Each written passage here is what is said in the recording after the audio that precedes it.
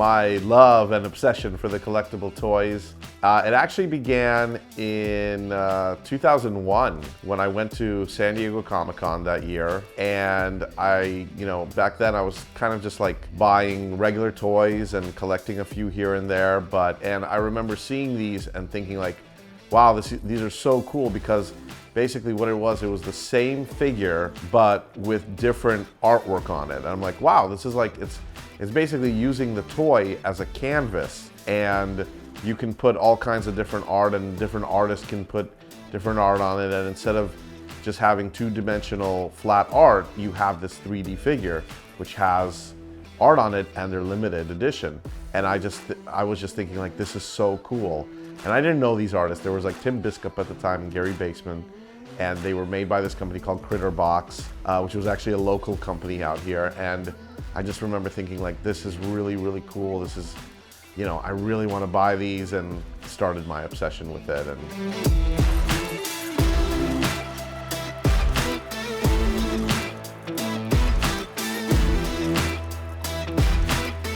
In 2003, I was thinking like, well, I'm starting to collect this stuff, and I need to be able to test the technology that I'm building. Why don't I open like an online store? And my friends were started interesting in some of these figures. So I'm like, hey, I could sell these figures through my online store. Back in 2003, it was like still kind of newish. And I could direct them to this website, and I started 3D Retro. I started contacting people like Kid Robot, which at the time I remember calling Kid Robot and talking to Paul Budnitz, which was the owner. It was a very small company.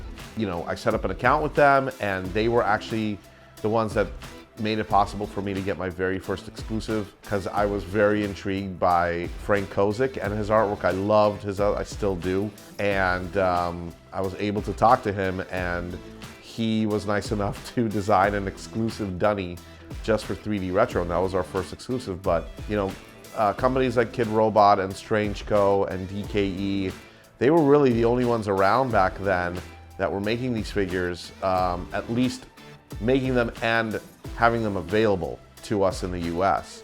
So when 3D Retro started, it was really like, here's these 10 pieces that we have, or here's these 15 toys that we have to offer, and we would sell out most of the time, and we'd have to wait until more projects would be completed. But that's how it pretty much started.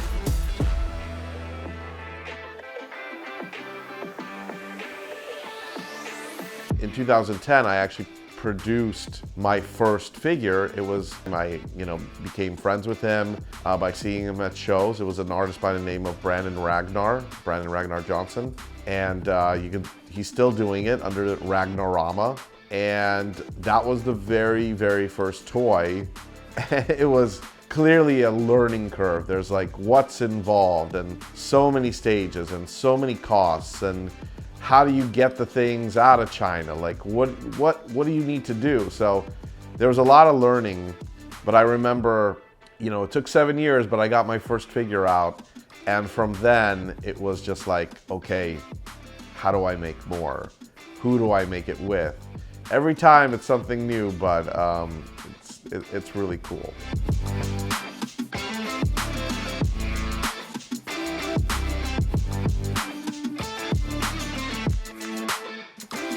La diversidad que hay en nuestro grupo es algo que, aunque te lo explique, o sea, ni siquiera te lo tengo que explicar, porque te das cuenta en el momento en que nos ves juntos, ¿no? Desde cómo interactuamos, de cómo hablamos.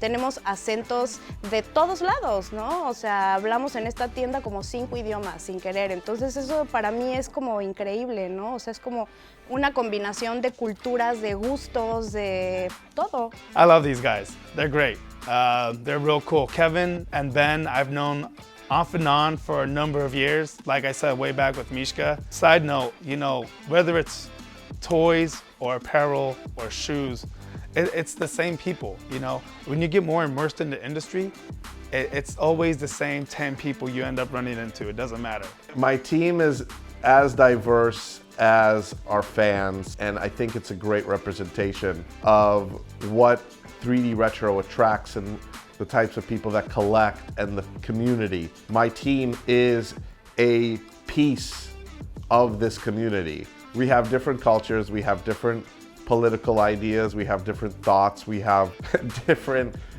types of music that we like, different artists that we like. We hate each other and we love each other, and we disagree, but we love to disagree because sometimes, even if you disagree, you will understand why a person might disagree with you, and that's okay.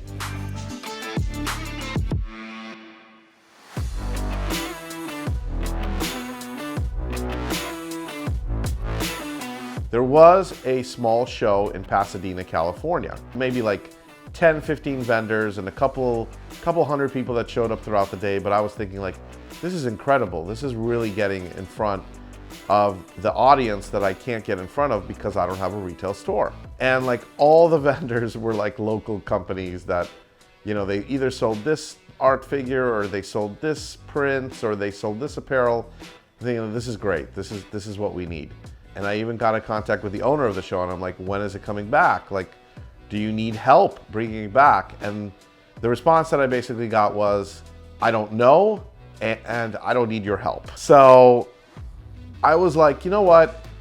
I'm gonna let some time go by, and if nothing happens, I like the show in Pasadena. I'm gonna go talk to Pasadena and see like if I did a similar show, like what's involved. And that's how Vinyl Toy Network came about, VTN.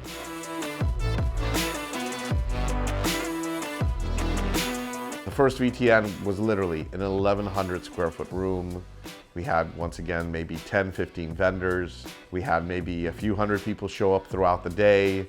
But to me, it was a major success because me as a vendor and all the other vendors in there said they had a great time. They got to meet the collectors. We had artists. We had David Horvath at our very first VTN. And every time I approached somebody that was not selling vinyl toys, meaning they were selling shirts, they were selling prints, they were selling resin figures, they weren't vinyl, they would kind of give me this look and be like, I don't make vinyl toys. Why am I part of the Vinyl Toy Network? I'm like, no, you don't understand.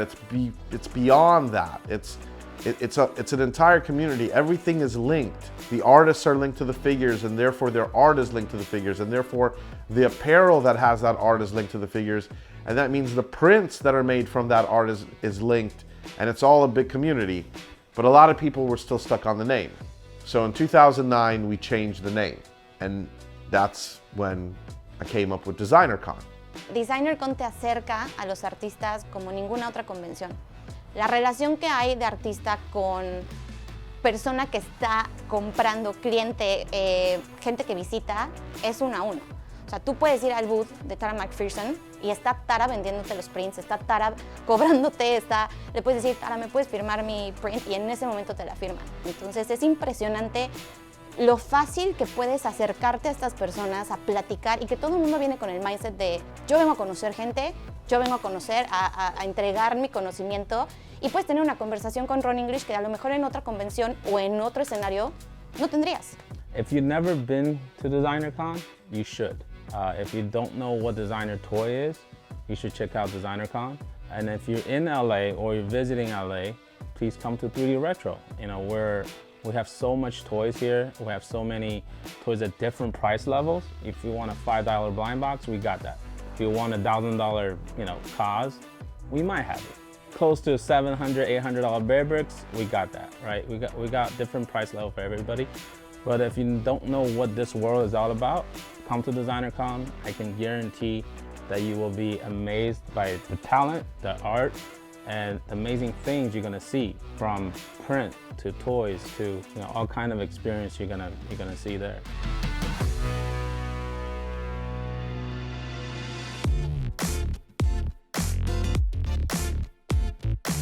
Things are changing, as we mentioned, because we have another artist who is based in Mexico, who actually is making big waves in Mexico with his own clothing line and his own store, and that's Rohi. And by way of Francisco, we were able to talk to Rohi, and fingers crossed, we'll be doing some work with him. And he's really taking the right approach. I think because Francisco is guiding him in the right way. I think Francisco has learned a lot of things. He's learned, like, this is the way you do things. He's hit a lot of bumps, And he's helping a lot of these guys avoid those bumps, which is really nice. And guiding these artists like Rohi along the way to make sure that, you know, instead of taking maybe 4 years for a project because he hit so many bumps in the road, it'll only take 1 year, or which is the usual turnaround. So it's been a pleasure working with him and making it possible for us to work with other artists out of Mexico.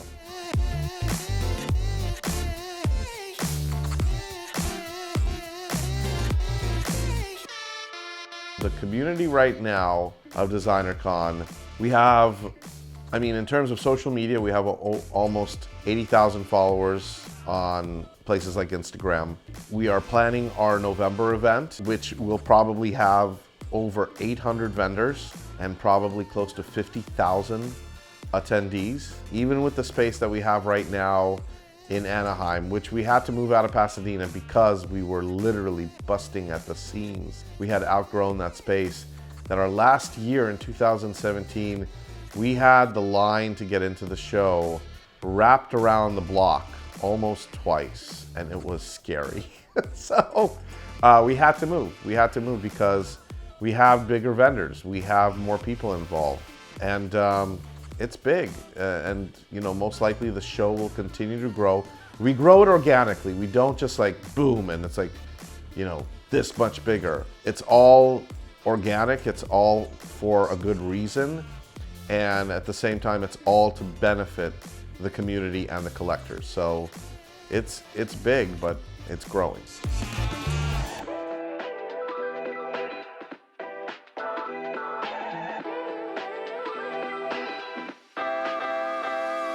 In terms of production, there's always that. I'm creating more relationships with international vendors and trying to bring them from just being in Hong Kong or just being in Taiwan or just being in Mexico, and I want to bring them to DesignerCon. And then at the same time, I want to bring DesignerCon to them.